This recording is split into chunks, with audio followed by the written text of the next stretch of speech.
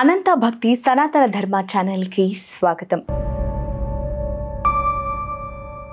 ఓం శ్రీ గణేశాయ నమః. ఓం శ్రీ సరస్వతి అయి నమః. ఓం శ్రీ గురుభ్యో నమః. ఒక పెద్దాయన రోజు అద్దం తుడుస్తూ కనిపించాడు. ఇది గమనించిన ఒక యువకుడు, తాతయ్య, ఈ అద్దంలో ఏం కనిపిస్తుంది అని అడిగాడు. నువ్వు చూస్తే నిన్ను చూపెడుతుంది, నేను చూస్తే నన్ను చూపెడుతుంది అన్నారు తాతయ్య. అయితే ప్రత్యేకమైన అద్దం అయితే కాదు కదా, మరి ఎందుకు ఇంత జాగ్రత్త అన్నాడు. అద్దం నీకు ఎన్నో పాఠాలు నేర్పుతుంది తెలుసా అన్నారు తాతయ్య. అవునా, అవేంటో చెప్పండి అని ఆతృతగా అడిగాడు ఆ యువకుడు.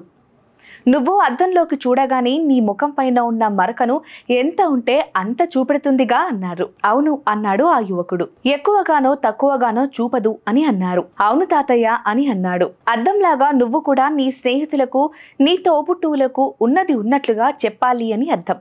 తప్పైతే తప్పని, ఒప్పైతే ఒప్పని, అంతేకాని ఎక్కువ తక్కువగా ఇంకేదో ఊహించి చెప్పకూడదు అని అన్నారు. ఇది మొదటి పాఠం. అద్దం ముందు నువ్వు నిల్చుంటే నిన్ను చూపెడుతుంది, నువ్వు లేకపోతే నిన్ను చూపెట్టదు. అలాగే ఎవరి గురించైనా మాట్లాడాలి అంటే వారి ముందే మాట్లాడాలి, వారి వెనుక మాట్లాడకూడదు అని అర్థం.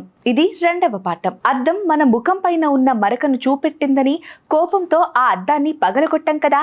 అలా ఎవరైనా మన లోపాన్ని మనకు చెప్పినప్పుడు కోపం తెచ్చుకోకుండా మనలోని లోపాన్ని సరిచేసుకోవాలని చెబుతుంది.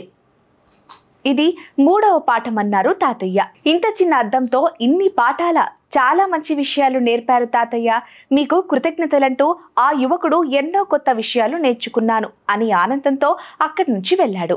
సర్వేజన సుఖినో భవంతు. గోవులను సేవించండి, గోవులను రక్షించండి. ప్రకృతిని కాపాడడం మన ధర్మం. దయచేసి ప్రతి ఒక్కరూ ఒక్క మొక్కైనా నాటండి. నమస్కారం.